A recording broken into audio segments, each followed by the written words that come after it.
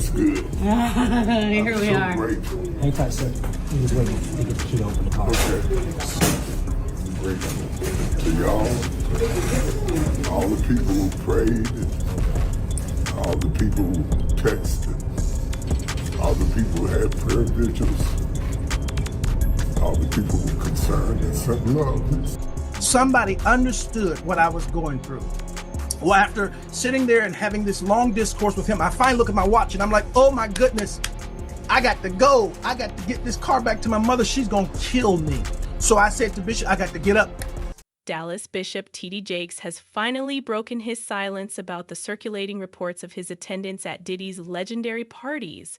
Allegedly, the popular preacher is now considering legal action against anyone seeking to expose him. Reports say that T.D. Jakes is the third high-profile individual, after Jay-Z and Beyoncé, to seek to quiet victims of Diddy's alleged misbehavior. This discovery has raised doubts regarding what T.D. Jakes was doing at these events, and what the putative victim is now stating about his participation. The story continues to grow, prompting many to question about the ties between these influential people and the claims involving Diddy. With notes. Just grateful. Thank you. Didn't have to turn out this way. Just grateful. Not afraid to die. Don't want to hurt my kids. The people who love me, the church who raised me, the world who called me, the God who sent me. Sometimes you just gotta be great. On November 25th, Bishop T.D. Jakes filed a defamation case against fellow pastor Dwayne Youngblood. Youngblood had accused Jakes of trying to sexually attack him when he was barely 18 years old, and alleged that Jakes even attempted to violate him during a church service. Youngblood apparently offered witnesses and phone records to corroborate his astounding charges, which left many in astonishment. Since these charges appeared, Bishop Jakes has also been identified in a case tied to Diddy and was even cited by comedian Cat Williams. Home, he says, come on in, let's talk. You can't even imagine being 18, 19 years of age. This person is killing it, and they're saying to you, come on in, let's talk. And so I did. I went in. We sat down at a very long dining room table in a room that she had.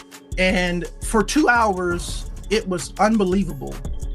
Pouring of heart, crying, him talking about my father. We talking about these scenarios. And I inwardly just knew I had finally found someone who could get it.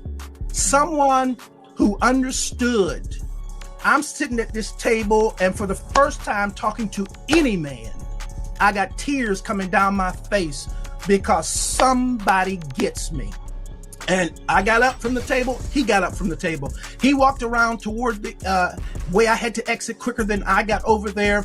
And when I started to walk past him, he pulled me to himself, wrapped his arms around me and tried to kiss me. And in that moment, I literally died. I could not. I tell you, to this day, I can't remember how I got out of that place. But I remember driving home with all kinds of crazy thoughts and what in the world am I going to do now? And I finally get home, get in the house, get in the bed. I'm going to try to go to sleep.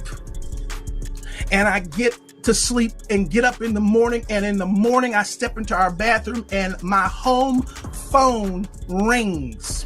My mother answers the phone and she says to me, Wayne. Jakes was originally identified as an accomplice to Diddy in Lil Rod's lawsuit when it was said that Diddy utilized Jakes' religious influence to polish his public image. According to the accusations, T.D. Jakes allegedly helped Diddy obtain access to new victims and utilized his position as the head of the Potter's House to assist in restoring Diddy's image. While Bishop Jakes has denied any wrongdoing, he has stayed unusually quiet regarding his claimed presence at Diddy's famed parties, further feeding rumors about his involvement.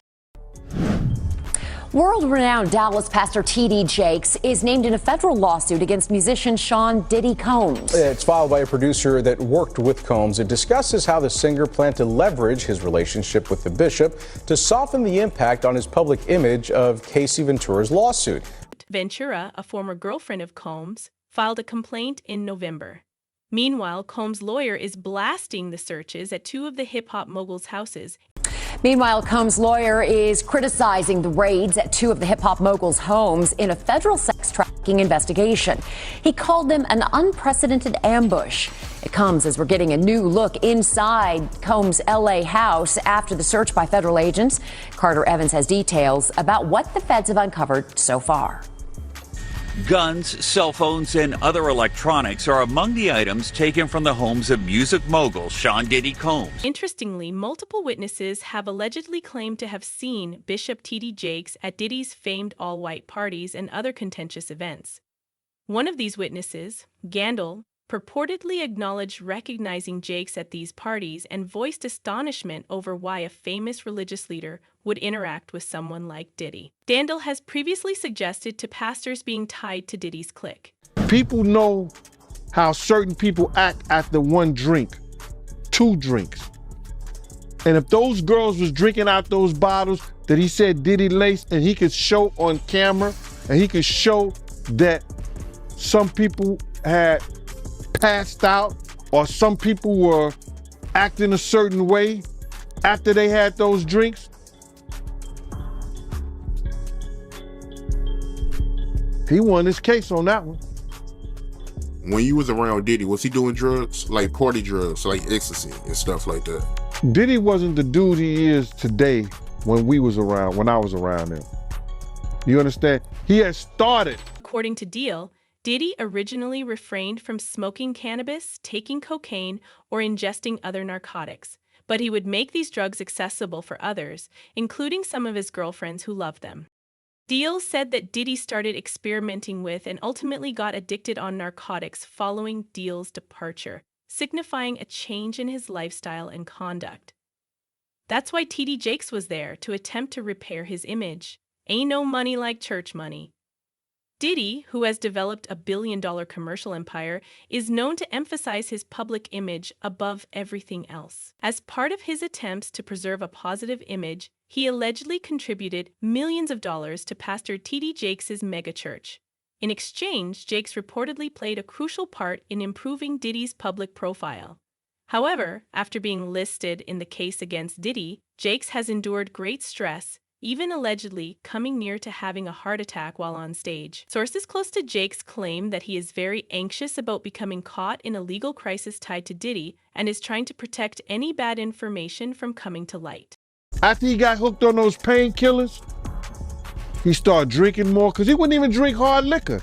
He was only drinking champagne, Don P or Cristal. He was not drinking hard liquor then. Yeah, that's real talk, man. And he also claims that, Diddy, he was using T.D. Jakes to fix his image. You believe that? Well, we saw that to be true anyway. That's what he was trying to do all that time. That's why T.D. Jakes was there.